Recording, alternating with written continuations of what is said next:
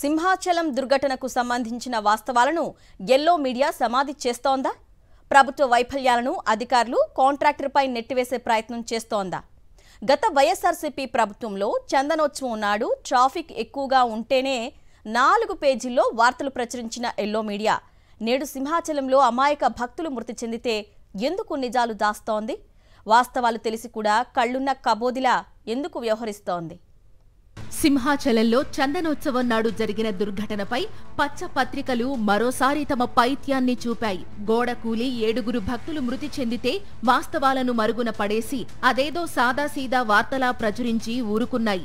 జరిగిన ప్రమాదాన్ని చిన్నదిగా చూపిస్తూ ప్రభుత్వానికి ప్రజాప్రతినిధులకు సంబంధం లేనట్లుగా వార్తలు ప్రచురించాయి. కూటమి ప్రభుత్వం అధికారంలోకి వచ్చాక ప్రముఖ ఆలయాల్లో వరుసగా ప్రమాదాలు జరిగి భక్తులు మరణిస్తుంటే దాన్ని గత వైఎస్ఆర్సీపీ ప్రభుత్వానికి ముడిపెట్టడం లేదా కింది స్థాయి ఉద్యోగులను బలిపశువులను చేసేలా వార్తలు ప్రచురిస్తున్నాయి.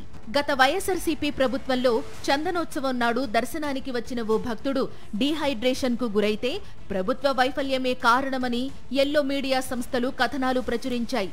నేడు 7 భక్తులు కూటమి ప్రభుత్వ నిర్లక్ష్యం వల్ల మృతి చెందితే ప్రభుత్వానికి సంబంధం లేనట్లు బాగా ఊదుతున్నాయి. చందనోత్సవ ఏర్పాట్లపై 5 కూడిన కమిటీ ప్రజాప్రతినిధులు కాంట్రాక్టులు పంచుకోవడంపై చూపించిన శ్రద్ధను ఏర్పాట్ల మీద చూపించలేదు.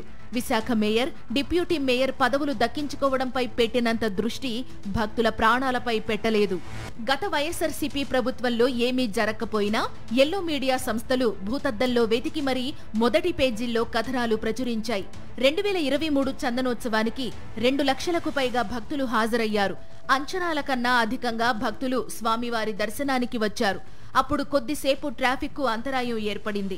ఈ ఘటనపై ఎల్లో మీడియా సంస్థలు తప్పుడు కథనాలను వండివార్చాయి. భక్తులు విలవిల అంటూ మెయిన్ పేపర్లో 4 పేజీల వార్తలను ప్రచురించాయి.